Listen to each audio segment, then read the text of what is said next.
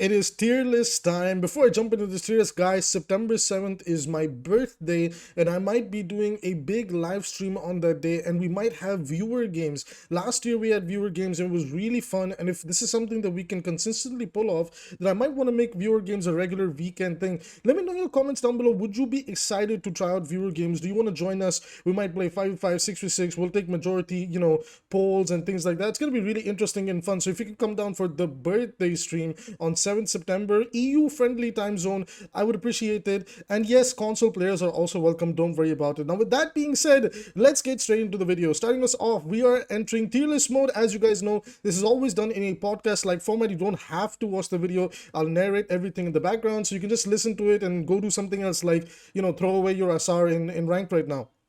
Let's get started with the characters. Now let me preface one last thing. I know I'm dragging the video up, but one last thing.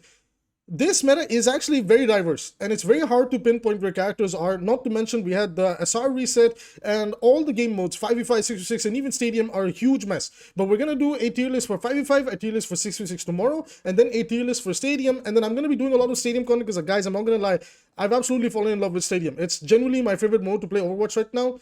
And it is what it is. Now, with that being said, let's get started. So, starting us off, Ana is the first character. I think Ana's good. Her new perks are also pretty decent. I don't really have much to say. This video is going to be long as it is, so we're going to try and super speed through characters. I do think she's weaker on Stadium, but again, we're going to talk about Ana when we get there. She's also pretty decent in 6v6. Again, we're going to talk about these characters in depth in the other videos. Ashe, I think Ashe is unfortunately okay. Ashe is a character that really is aging very poorly, which is weird to say because Ashe was either always A or S, where she was meta, she was good, but she was never okay. But with the ever-evolving landscape of the game and perks, Ashe is one of those characters where, honestly, even Cassidy now is kind of being able to fill out her niche with his new major perk, and Sojourn's just pretty much an upgraded version of Ashe and Soldier 76 that makes it really hard for those two characters to compete for a spot. It's just pretty much like if you're playing Ashe and you have a Mercy Pocket, then you have this niche of one-shotting people in the head, kinda, depending on some circumstances. Her new perks are really nice. I do like being able to just toss the dynamite and just explode it. There's like many new ways you can actually use that dynamite as well. So I do think Ashe is one of those characters where she's okay. It's not like she needs buffs to become even stronger. It's one of those things where just other characters are evolving and the game is evolving, and she's just kind of awkward. Like, in my opinion, she's okay. I don't think she's like good or meta. Like, if I'm being really generous with a Mercy Pocket, she's an A tier. But by herself, honestly, not gonna lie, she's kind of like okay tier. Like, she's fine. She's B tier. Like, she's not bad. She's not good. She's like, yeah, she's fine. Like, compared to today's day and age. Moving on over to Baptiste, I think Bap is really, really good. I think people sleep on Bap. He might be the first character I might drop in S meta tier. He works really well with Wu Yang. And he works really well in pretty much any composition that isn't dive. So I might just go up my way to say Bap is kind of meta. Like, he's probably one of the meta supports right now. He's not hard meta. I don't think he's the support, but I definitely think he is a very, very, very, very strong stand on support right now, and he has really good perks to go along with him. Again, it's so hard to pinpoint exact locations at the moment with how everything is all over the place. So just bear with me throughout this season, right? Like, all of this is subjective to change, and at the time of recording, this is after playing a lot of ranked and some scrims. Like, this is what I've kind of like come down to understanding. Bastion, Bastion, I don't think he's that bad. I think he's niche. He can perform in the right circumstances. His perks are really good. Like that new grenade perk, man, you could do so much in terms of uptime. So don't sleep on Bastion. He's kind of not that bad. I wouldn't necessarily say he's okay, though he's like generally good, but there's some really good niches you can play him in. And I don't want to give away any strats, because I do know some people that we scrim with watch these videos, and I don't want to give away any strats, but Bastion is kind of performing here and there. Now, that to be fair is for our scrims only, and not necessarily like for highest levels of play. But Bastion is pretty good. He does have a niche, and even in ranked, I've been seeing people pull him out, and he's kind of performing. So I don't know, maybe don't sleep on Bastion. Brigitte is good. I think she's A tier, not necessarily S or B tier. She's pretty much the same that she's always been. She's one of the most balanced supports in 5v5 right now, and this is a 5v5 focused tier list. So I'm just gonna Brig and Ana, they're pretty much like side by side. They're always kind of together. And Ana needs Brig and Brig needs Ana. Otherwise, like, they kind of struggle in different compositions. Maybe Ana doesn't, but Brig can find it a bit awkward depending on who she's playing with, right? Cassidy. Now, Cassidy did get a nerf, and I can't lie, he's not meta, but he's still good, right? Again, depending on what team comp you're playing him in, you can still definitely make him work, but you're seriously gonna feel that HP change, right? But that's kind of the trade-off when they give you like more range on your weapon. So you have lethality, so you should trade off with the survivability, right? So positioning is a lot more important on Cassidy nowadays than not. We're going over to the next character, Doomfist. I don't know. His character is really good. I don't think he's bad, especially with the changes to armor. Doom's feeling really damn good right now. I'm seeing Doom everywhere. I don't know if it's just people are bored of playing the other tanks, but I'm seeing Doom a lot. And he performs really well. His new perks aren't that bad. If anything, I'd argue they're underrated. But Power Matrix, man, Power Matrix is still the way to go, and he's still a very, very strong tank. Moving on over to D.Va. I think people are sleeping on D.Va. D.Va is very damn good, and she has a bug right now that's not being reported, but people are picking up on it. Basically, if you use her new perk, her new major, to tighten her spread, you actually get longer defense matrix off of that, and people are abusing it like crazy, which I don't know if that was intended or not, because it kind of seems like it was intended. Okay, I'm joking, it's not intended. They need to fix that. But D.Va, overall, she's really damn good. A good D.Va player can just make your life an absolute hell. I don't know if I want to put her in quote-unquote meta tier just yet. Because again, like, I want to be as fair as possible. It's like, well, is she that hard, like that hard good? I don't know. I'm still really skeptical on certain picks, but let's keep it moving. Echo, you know what? Like, her perks, holy shit, she's a monster in 66. And 5-5, she's still okay. Like, I think her perks helped her a lot. It's definitely blatant power creep, but it's not at the point where it's just skyrocketed her pick rate. She still has her disadvantages. Like, I wish maybe there was one perk that addressed Echo's disadvantages. But it is what it is, you know. Her, like, she's still pretty much the same character. I'm moving on over to the next character. Now, this is my personal hot take. Okay, I think people are sleeping on Hanzo. Hanzo is so damn good. I have circumstances and scenarios where when I'm playing Freya, I'm just kind of like, well, I kind of just want to go Hanzo because I think Hanzo has more consistent burst potential. Now, in coordinated environments and things like that, it's a little bit more different, right? But in your ranked games and stuff like that, I don't know, man. Hanzo's really coming up for me personally, and maybe it's because I'm landing a lot of my shots and I'm generally good with the character, playing him for the past 10 years, and I don't know, man. Like, the Storm Arrow just deleting tanks and then easily landing up shots, and the threat potential, and that new minor perk, people are sleeping on a new minor perk. Anytime you land an arrow, including the Storm Arrows, you get your cooldown for your launch back faster. Man, that comes up so much against dive. Like, I don't know, I think Hanzo's good. I don't, like, again, this is not gonna account for really high level play and pro play. This is just for ranked and, you know, things like that, maybe up into like low GM and below that, right? So somewhere around that mark. Going on over to Junker Queen, you know, pretty good character, really damn good buffs to her perks and changes. Seeing her a lot as well, but, you know, a good Kiriko can make her life a living hell. Even though she can kind of slightly play around it with some of her perks, but I don't know. The Queen is pretty good, and I like, you know, I don't mind Queen. Queen is kind of an honest tank to me. I don't really mind when she's strong. Junkrat, you know, he's always gonna just be a niche gimmick character, and that's unfortunately always gonna be his issue. And as long as low elo hard gatekeeps this character, I don't think Blizzard can even rework him, because they kind of want him to keep his like grenadier trapper gimmick. But it's like, at some point I would really appreciate if they leaned into one side. I think if you want him to be the trapping guy, well, then lean into the trapping side. But if you want him to be the grenadier guy, well, then lead into the grenadier guy, and you can do so much more interesting things, right? At the moment, they're just trying to make this whole hybridized playstyle work, and the higher up you go with Junkrat, the more awkward he gets. And unfortunately, it's always going to be like this with Junkrat, because he just can't, you know, he can't poke well consistently. He gets screwed over by map geometry and everything. That's going to happen when your projectile is just something that relies on an arc. So naturally, like, pretty much any character that has good poke can just shit on him for free. He's not that bad of a duelist. If you play him on the tighter, smaller maps, so in places like, you know, Legion Control Center and even Eichenwald First, you can definitely make Junkrat work. But like I said, higher up you go, people get better at the game, understand how to play around them. Unfortunately, it just is what it is. Like, C tier will always be those characters that are kind of just, you know, so in their gimmick that if Blizzard reworks them, there won't be any appeal to them anymore. And I think Blizzard understands that, and there's not much they can do about it anymore. I'm going over to 𝐒𝐂𝐂. I think she's good. A-tier character. Not much else to say. Her perks are absurd. Actually, no, I might go out the way to say 𝐒𝐂𝐂's kind of meta. That new Foxtrot perk is so damn good in coordinated environments. So what I like to do is I actually call the Suzu for my 𝐒𝐂𝐂 player, and I try to use and abuse that, the way I get my cooldowns back and everything. And oh my god, it comes up so much, especially if you're playing playing a brawl tank, there's so much ways you can abuse it. You have to have a way to communicate to your Kiriko. I mean, I kind of play in the 3 stack, so we're always able to communicate to our Kiriko when we want that Foxtrot to go off. But my goodness, it comes up a lot. And then if you're playing Kiriko by herself, I play Kiriko from time to time, using the other major perk to become a better duelist by yourself and help flank with your flanking DPS is also really damn strong. That fire rate is seriously coming up. So maybe bold take here, but I think Kiriko's in ST. I think she's very strong as a support right now. Lucio as well. Lucio's really damn good. Been seeing him a lot in ranked. I don't know if it's maybe a region thing, but we always have liked playing Lucio in our region. I kind of want to drop him in good or meta. I maybe might just drop him in meta. He's very, very good.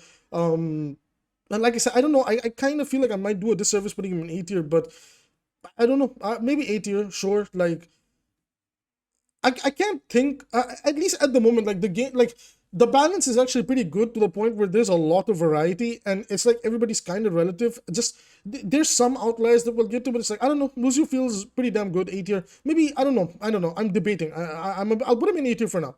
May. Okay, so May was so reliant on her previous perks, and with her previous perks she was an A tier character, but now she's kind of okay, and that's fine because May is a really toxic character.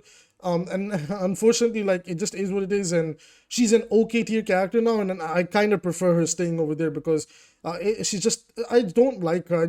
To me, she's just a character that cheat codes so many of the rules in the game that if you know how to abuse it, May can be so oppressive, and it's horrible for like that one tank as well, right?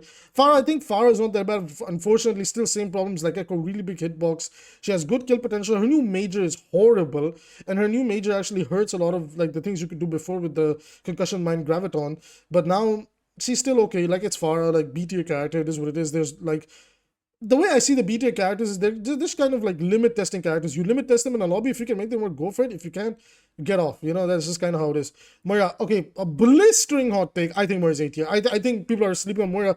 Those new perks are not that half bad, and there's a lot you can do with Moira in uptime. Playing her with the dive comp and just running it down mid and doing everything. Again, I know ranks and everything is a huge mess, but I don't know, man. I've been seeing a lot of Moiras and I've been seeing them pop off. I don't know. Maybe it's just the return of those like Moira one tricks that are just absurd at what they do, and they know how to time everything, and they know who to exactly dive. I don't know. I might be going crazy, but I've been seeing Moira pop up quite a bit. I don't think she's weak. I think she's actually pretty damn good in the current state of the game. I don't know. She's pretty alright. Okay, maybe not A tier, maybe B tier. I don't know, but I kind of want to be spicy and say, you know what, Moira A tier. Reaper. So I've always said people are hard sleeping on Reaper, and I will defend that till the day I die. Reaper is so good, but people just don't play him because either he's boring or they don't know how to play him. I don't like his new perk. Like, the blink perk has never come up for me, and the soul orbs are so good, especially when you get your ultimate going and you're able to just life steal and keep yourself alive, because that's one of his problems. Like, during your ultimate, people can stun and kill you, and it's like when you have that first confirmed kill and you are able to steal that soul orb, it just keeps your ultimate going, keeps you alive, and you're able to secure the next one, and then the cycle continues. So please don't sleep on Reaper, and always take soul orb and then take the life steal perk. Those are the ones you want. Don't take the other ones. They're never worth it. Trust me on this one, okay? Moving on over to Widowmaker. Widowmaker is just a map dependent A tier character, nothing else to say. Mercy is just a teammate dependent character. If you have a good DPS, she's going to be great. If you have a bad DPS or a bad team, Mercy is just poo-poo, so she's just going to go in the okay tier, or maybe even the niche tier, where just depends on the circumstances, right? Orisa, okay, I don't think Orisa's dead. She's definitely not meta tier right now, but she's still good. Definitely comes up on certain maps and certain compositions. You can 100% make her work. I will say, though, I'm noticing a lot of Orisa players are actually opting for the barrier now, just because her survivability did take a hit, so they're relying on the barrier to kind of play around it. So it is interesting to see. Roadhog was actually the first D tier character in the beginning of the season, but they kind of hotfixed him. And I think he has potential, but I'm just going to put him in the C tier, where it's like, again, niche, performs under the right circumstances, but just if there's an Orisa in the lobby, if there's a good diva in the lobby, they're just farming you, man. At that point, you got to swap it up, Other tanks, he's really not that bad into, like, especially Ramatra now. Roadhog can do a really good job of punishing him. So there's potential. I also think they might buff Roadhog again, so just keep an eye on that. Sigma's fine. He's an okay character. Not much to say about him. Comes up on his maps, drops off on other maps. Sojourn. Oh my god, meta. That's the first DPS that I'm dropping meta. I am seeing this character everywhere, and I'm so sick of her. Okay, I think she's worse than Freya. I think people overestimate Freya and the skill needed to pop on Freya when they should be investing that energy to Sojourn, because holy crap, Sojourn is so oppressive. And I cannot believe people didn't realize that, oh yeah, giving her the slide that gives her even more uptime. Like, she just gets rewarded for disengaging and then deletes her. Like, let's say you're Genji and you or Tracer and you close the distance and you're trying to take her out and she just slides away, and in that slide she gets one free rail in that already does big damage, and then she follows up with another. I don't know what they were thinking with that perk, but Sojourn is definitely one of the meta DPS. Soldier 76. Soldier 76 is doing a lot better now, but I still can't put him in the A tier. He's B tier. Again, just Sojourn is just a better version of Soldier 76 in every way, but you can definitely make Soldier 76 work. He still needs 20 damage though. Like, it's one of those things that I will defend till the day I die. It's not fair that other characters get breakpoint changes, but Soldier and Genji just kind of get left behind. Please give them that, right? Reinhardt. Reinhardt's interesting. I don't think Ryan is bad. I don't think he's A tier. I think Ryan's B tier. I think a good Ryan specialist can make him work, but on certain, like, again, just certain matchups, like, Ryan just falls apart. His new perks are really damn good. Like, the Berserk passive he's gone is pretty nice.